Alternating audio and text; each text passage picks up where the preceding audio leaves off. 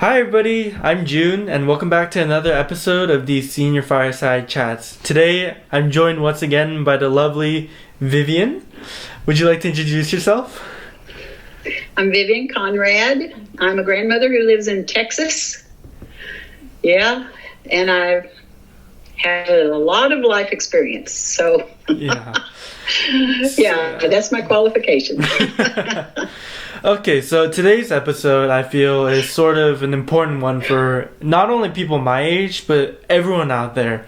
And it has to do with hardships in life. Now, I know everyone at some point has had had a low point in their life or some kind of hardship they've had to struggle or deal with.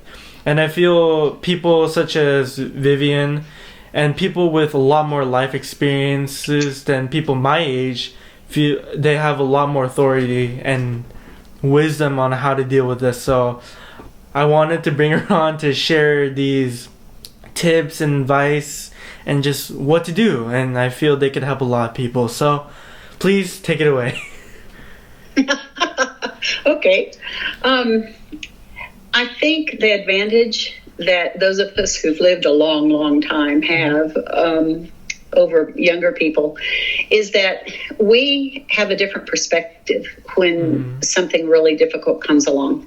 And when you're young, when you're in the middle of a problem, especially if it's a big one, you are surrounded on all sides by that problem, and it just sort of becomes your environment, and it consumes everything. You know, your attention, your emotions, everything, and it's like that's all you can see. And it feels like whatever situation you're in is permanent. It feels like it's going to be the fact of your life from now on, and like this is what your life is and is going to be forever. You just kind of have that feeling about stuff.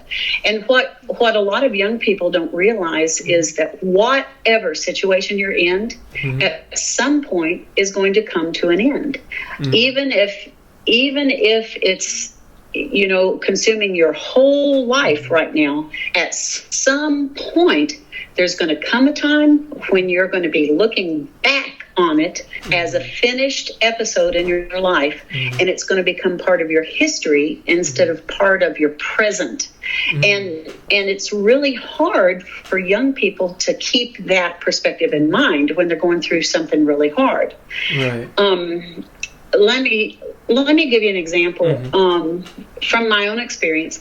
I guess one of the very, very hardest things that has ever happened in our life, I mentioned last time that we lived in Korea for 12 years, and my 4 older children grew up there. And in Korea, there just aren't a lot of guns. When we came to the States for a year in 1995, 96, we came for the school year.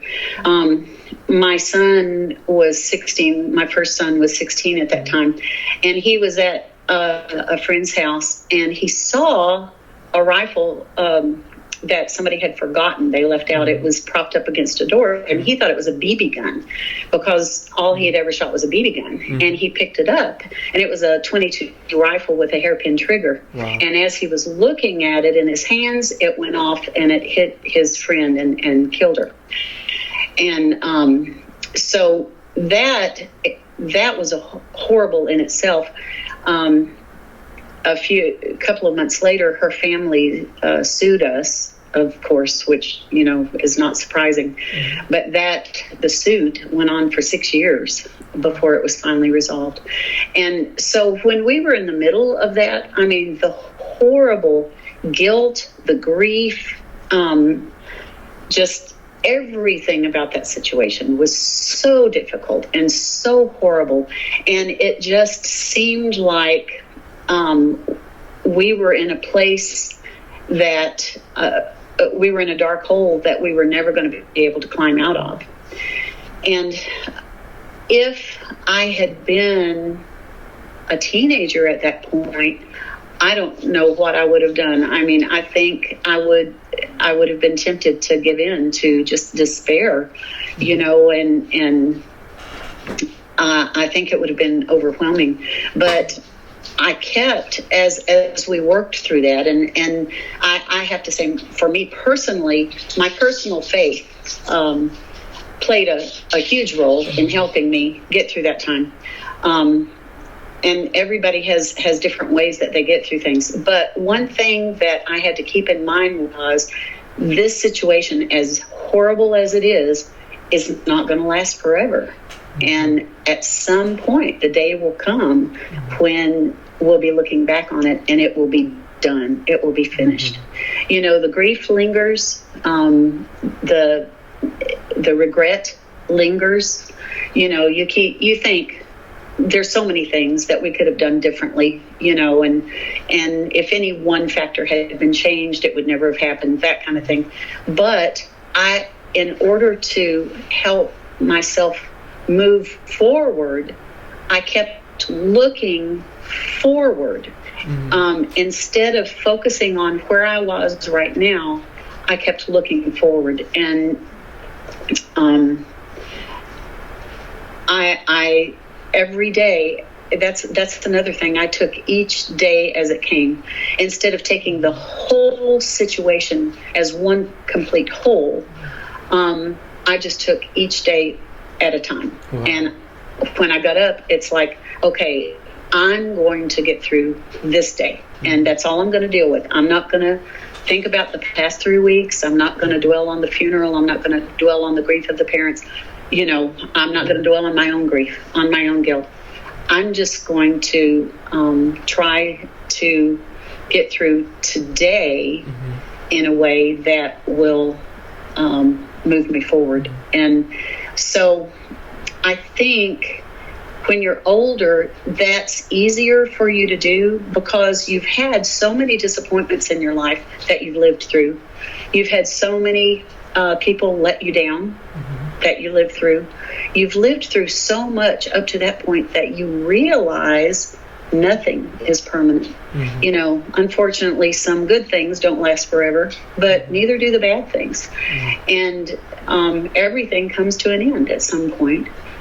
That's not to say all relationships come to an end. No, I'm not trying to say that. You know, tomorrow is my 45th wedding anniversary. Oh, you know, congratulations. There's some things that you keep working on and you don't expect them, you know, to continue. But that's not what I'm trying to say. But when you're in the middle of something that's really hard and it's just crushing you inside and you feel like your heart is being ripped from your chest, you know, then that's a time to just step back and say, this isn't going to last forever. This is not the permanent condition of my life. This one episode in my life is not going to define me. I don't have to let it paralyze me, and I don't have to let it be the main factor in all of the decisions that I make from now on. There's going to come a time when I have moved past this. And I think if a young person can somehow grab hold of that truth, it can bring some kind of hope, you know, when you're grappling. I don't know if that makes sense or not. Yeah, it does for sure. And yeah. I gotta say, that was a very, very powerful example, I think. And I personally think I wouldn't, if I were in a situation like that, I personally wouldn't know where to go. And I feel like I really, really like that thing you said about just taking each day as its own individual day. Instead of trying to process everything at once, like, I want to connect it to an interview I watched a long time ago about an astronaut. And he said when he's like fixing some space telescope and there's hundreds of screws he has to unscrew, he just one at a time, you know, only focus on one at a time, and then in the end it works out. And I feel like that's a beautiful analogy that even not just people my age, but I think just in general the world population like could learn or benefit so much from that if you just slow down, just one thing at a time, and it will work out. Take it as it comes. Yeah, exactly. Yeah. And wow, thank you for sharing this. And I feel moved, honestly. I think I just don't know how to put it into words, but you know, because so far in my life, I haven't really had to deal with something as big or some big thing like that, but I know for certain there will be a day in the future, most likely, when... Well, your dad dealt with something that big, you know? And everybody at some point in their lives is going to have something that kind of knocks their feet out from under them, you know? And some people let it completely paralyze them or cripple them. And some people really have trouble moving on. Some people become bitter and angry from experiences like that. But yeah, it's tough when things like that happen. But if you just remind yourself that this is not the only defining moment of your life, there's going to be more to give it balance, right? You know. Yeah, especially I think people my age, are close, because at my high school and our sister high school, we've had recently issues with suicide, and I think it ties into with what you said, because there's some issue, and then many people feel as if their life is over or their life is based solely on that, and I feel that's what sadly leads them to resort to that unneeded option. And I feel just, you know, people my age and everyone else can learn about, in the future it will work out, and you just gotta have faith and believe that things will work out, and I think so. And anyway, I want to say thank you so much for sharing that, and I know for certain that people my age and me personally as well will benefit from this so much, and I want to say thank you. I hope so. Anyways, thank you viewers for watching. I hope this video has made a lasting impression on you for the better. If you like this video, please subscribe to our YouTube channel and like the video, and additionally visit our website at talkthegap.com. Also, if you're interested in joining these kinds of conversations, please email me at talkthegap@gmail.com. Thank you. That's it from me and Vivian for today. Goodbye.